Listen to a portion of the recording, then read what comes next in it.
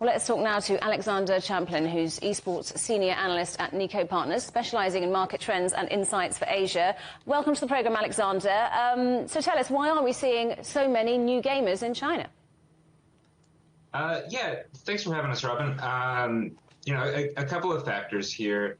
As you mentioned, there have been some pretty strict regulations, and so those were implemented 2 years ago, and we're starting to see publishers and gamers understand and figure out how to kind of work with and around those regulations. We've also seen a lot of new AAA games released, and so some kind of leading titles are Valorant, Lost Ark, and Honkai Star Rail. And so these big titles from publishers like Tencent, MiHoYo, and NetEase are really kind of driving engagement and excitement around games. And then, the last has been the kind of return to normalcy after the COVID pandemic, and so we're seeing esports events return to in person, and just sort of a growing excitement around games. So you mentioned some new releases in the gaming world. What kind of games are people playing, and has there been an evolution in the kind of things that are popular?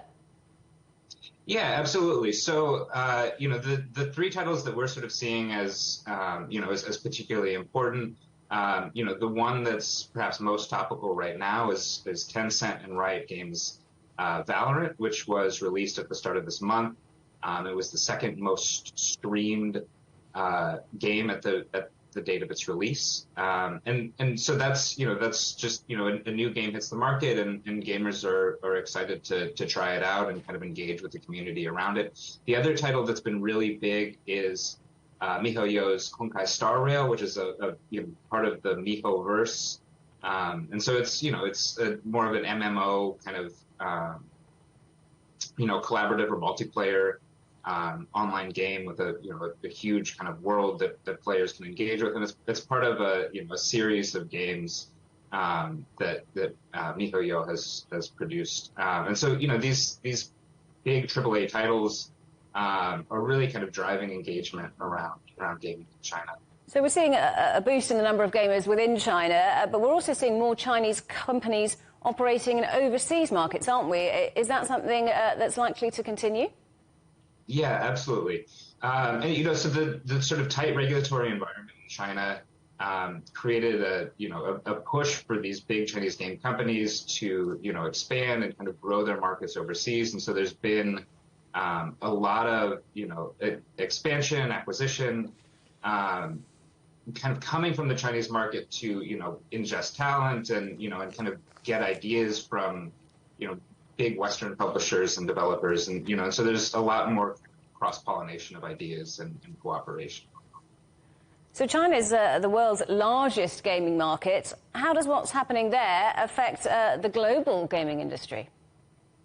Yeah, absolutely. So China's huge, and just to kind of put this in context for you, it accounts for about 31% of global mobile games revenue and 33, almost 34% of global PC games revenue. And so this is just a huge piece of the pie. And, it means that when game approvals are on, and we've seen, a huge slate of new game approvals this year. So we've kind of returned to like a regular cadence. There was a sort of a licensing approval freeze the last year, particularly on import games. So these are games created by international developers that would then be distributed to China.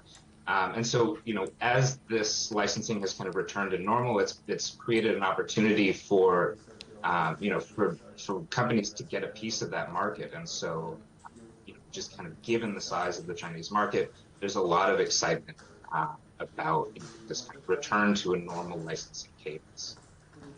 Alexander Champlin from Niko Partners, good to talk to you. Thank you for joining us. Thanks for having us.